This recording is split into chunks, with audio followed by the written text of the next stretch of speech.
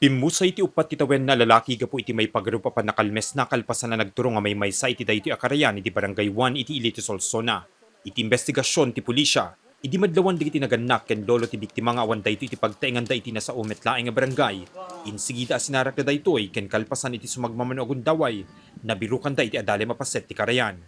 Lalo dito parents ken iti lolo dito ubing kaya ti alda kalman kano sumangpet dito lolo na balay da ket sapulan na dito biktima nga dito ubing ket awan isod ga po nang nagsawar napan yan di karkarubada ket napan dakinita yan tay may isang ayusan ti danom no basit nga karayan yan tay sango tay asidig balay da ket ijay nga nakita da dito ubing nalmes sir. Dagos an itaray iti biktima iti balay pagagasan, ngem saanen an isalbar pa iti biag na.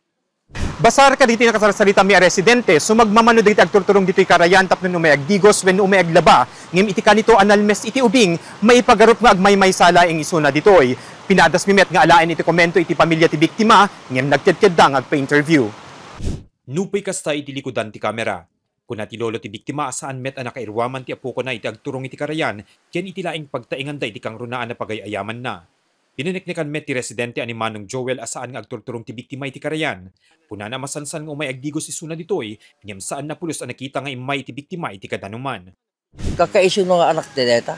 Yun sir, nakikita yung sunan Oo, mano nga bulang ko to ya, bro. Nakaragsak no ubing. sir. Anat marik na yun sir, nga dito yung makikita yung tingkat Parang may awanin, parang sumberti. Tukti bagbagi kata. Naamang ubing di yan. Ora, kau telos nebe, dalat tagay ayam.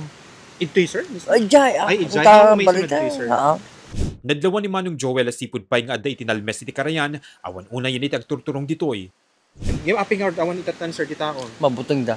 Nga, aping yung mabuting da sir. Kung baka deta, panakakoto ubing, tada kami jay, baka jay lang ay. Anda makikita na nga ko, Marmar na. bermang. Sura di jay. Sir, kitsi ka sir, kayo muna pa'y tagdigos ditoy. Malat tata, anawar mabalin no. Ang kayo mabuting sir. Mabuti na, di ko sa lata mo ta. Patsyan di pulisya at ipanakalmes ti biktima ket saan nakaso ti negligence. Kunada asaan met abinaybayan isuna dagiti naganak na. Daytoyan ti may kadwa kaso iti panakalmes ti menor de edad iti Ilito Solsona iti unaglaeng ti sumagmamano a bulan. Imuno na nagbali na biktima ti lima titawen na lalaki idilaeng September. Imbatan ti pulisya asaan kuman na maulit iti kastoy a pasamak. Ket sapay kumata ano maulit na iti kastoy bantayan tayo ken ipaayan tayo ti anay nga atensyon ni iti anak tayo lalo di iti menor de edad tapno iti kasta ket maiwasan di kakastyo nga insidente aglalalo di ag summer tayo manen amo tayo met iliti nga sulsona ket adu iti karkarayan ken regregasyon tayo. Mark Magdirila, Balitang Solid North.